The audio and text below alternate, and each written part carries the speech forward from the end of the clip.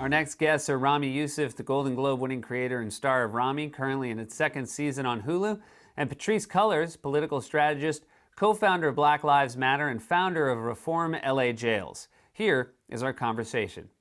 Ramy and Patrisse, thank you so much for joining us today. Now, Ramy, we had you booked to talk about the second season of your fantastic show, Ramy, on Hulu. And with the time we're living in, you asked if you could bring your friend Patrisse, who is a co-founder of the Black Lives Matter movement. And I was just wondering how you two met in the first place. Patrisse and I met on we were on a ship, right, Patrisse? Yes, we were on a ship. On a like a boat? Ship. Yes. I was doing comedy on a cruise ship, as you know comedy. You know how comedy works. Sure. So you know the places comedy can bring you. But we were part of a really cool thing called Summit Series, and so we met there, and then instantly just became fans of each other's work.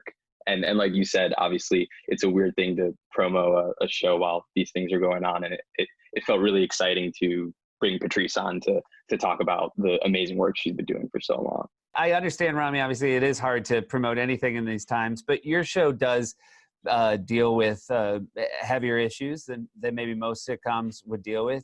You actually have or I should say you have a racism episode about the fact that not just whites are racist in this season of your show. Yeah, it's a theme that we definitely explore. I think there's this dialogue that racism is like white people versus people of color. And I think part of what we're seeing right now is under the people of color umbrella, there are a lot of forms of anti-Blackness that go on. You know, like white people are definitely the best at racism. Like they're doing it like on like a professional, you know, like NBA level. But I do think that there are other groups in there where you're like, oh, you're playing some like EuroLeague racism. Like you wish you could be in the NBA, you know, and I really feel like calling that out in our own communities. So for me, looking at it, of course, in my own communities where the anti-Blackness is, but you know, as much as we can really look at that and examine ourselves instead of making the argument really binary. So Patrisse, you started Black Lives Matter after the murder of Trayvon Martin. And obviously what we're seeing, you know, this week and last week is violence is still happening against Black people, young Black people. But do you feel positive about how much the movement's grown in the years since that first started? Sure. I mean, you know, first, I just want to send a lot of love and condolences to so many Black people who've lost their lives in the hands of law enforcement and vigilantes. So much of our work is about not just Black death, but the fight for Black life. And right now we're in a moment where the entire country, and I argue the entire world, is trying to reevaluate its relationship to Black people and how much we're standing up for Black people and how much we're fighting for Black people. And I think my hope lies in the very people who are on the streets, the people who I call essential workers for Black life. We're not just protesters. We're working for Black life. We're working to make sure that our children get to grow up in a society where they're not murdered or gunned down in their own neighborhoods or in other people's neighborhoods. I have a lot of hope right now, even amidst the grief and the rage, I feel. The protests have been overwhelmingly peaceful, but there is a media focus on looting. Obviously, that makes her very, you know, I don't want to say good television, but it feels like it ends up on television a lot. And you are frustrated by the fact that oftentimes someone like yourself, someone who is supportive of the protests, has to answer for the looting. How can people speak about that element of it better, or what are the questions you would prefer to be asked?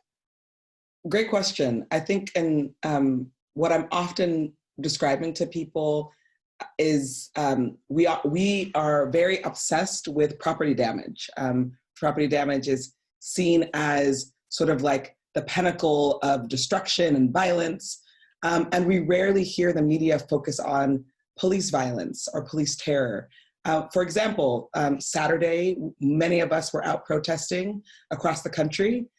Me included. I was at a protest in Los Angeles off of 3rd and Fairfax, and it was peaceful for 2 hours. And then the police showed up and it was no longer peaceful.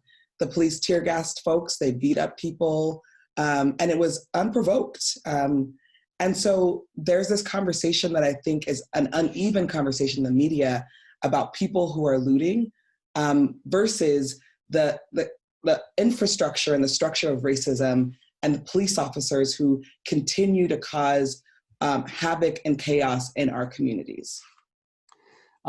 Rami, you have been at some of the protests visually, and you have some pictures we can share right now because your billboard is up for the new show. And let's be honest, you avoided what could have been a lot worse based on show billboards I've seen in the past.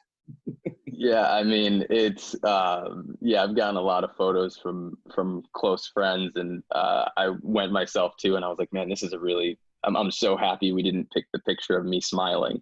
Right. There was like a big talk with marketing. They're like, no, you should be smiling on the billboard. It would look more inviting. And I'm so glad it's just that look down, because it would be kind of sinister if I was smiling over everything that's happening right now. Yes. But yeah.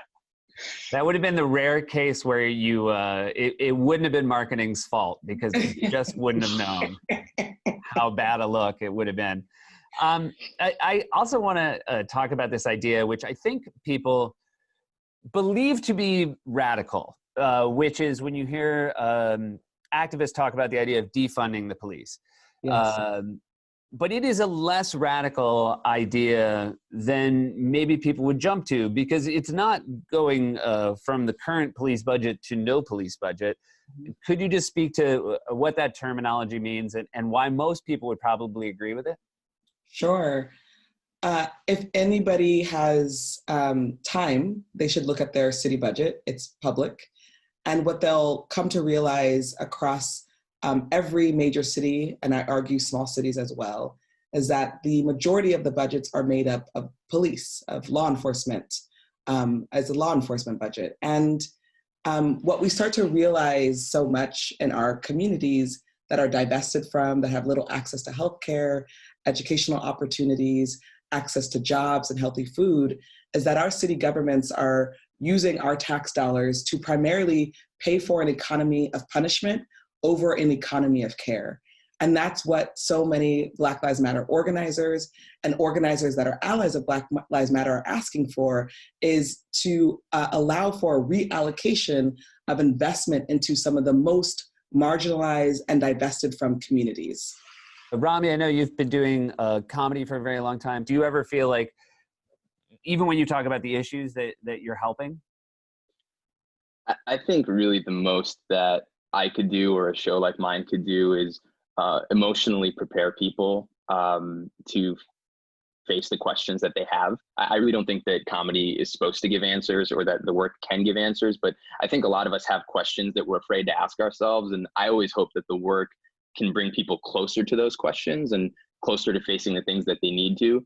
But to me, the real change comes from people like Patrisse, people who are out there, who are not only protesting, but they're looking at legislation, and they're organizing, and they're really getting people together. So I think if we can, on our end, in making things, help emotionally prepare people, it's a good part of the process, but it's hardly the kind of change that someone who I admire so much like Patrisse is doing and has been doing since she was 15.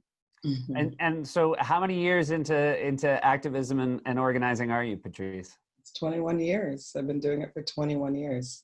How did people first react to you when you were, I guess you must have been a teenager, as Rami said, when you first started taking this on? My friends thought I was strange, but that's not uncommon for me. I was I was always kind of the strange kid doing my own thing. So they would come with me to events because, friend groups, and I would be like, all right, they'd be like, let's go do this thing. I'd be like, well, let's go to this march, or let's go to this, meeting about activism and the transit system in Los Angeles. And we'd be the youngest people in the meeting with 50-year-old folks, and my friends would be like, yo, this is not it. This is not it, Patrisse. But I promise you, when I started Black Lives Matter 7 years ago, and when we were first on the streets, one of my good friends, who makes fun of me the most, she called me and said, I get it now. I get why you've been doing this for like 16 years. Like, I'll show up to one of your protests. So yeah, I've always done this. My father, you know, one of my fathers would tell me that I grew up in the wrong generation. He was like, you were supposed to be born in the 60s or 70s because clearly you missed it. This is not your time. But then we created it. We created a new movement, and I'm so grateful for that.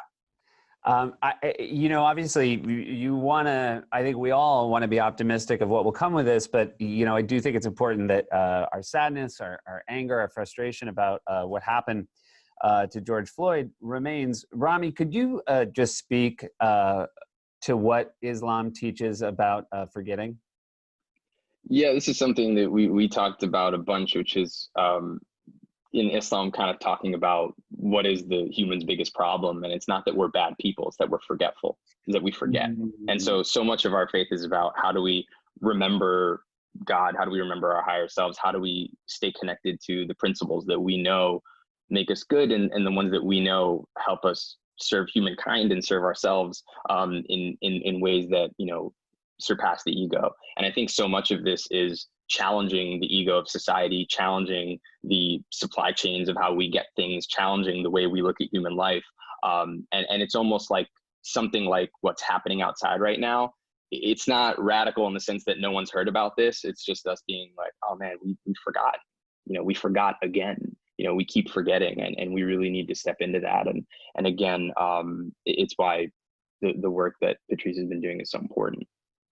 Well, I want to thank you both for being here. Rami, thank you so much for the introduction to Patrisse. I hope the next time I see both of you, it's in person. And please do be safe out there. Thank you so much, Seth. Thanks.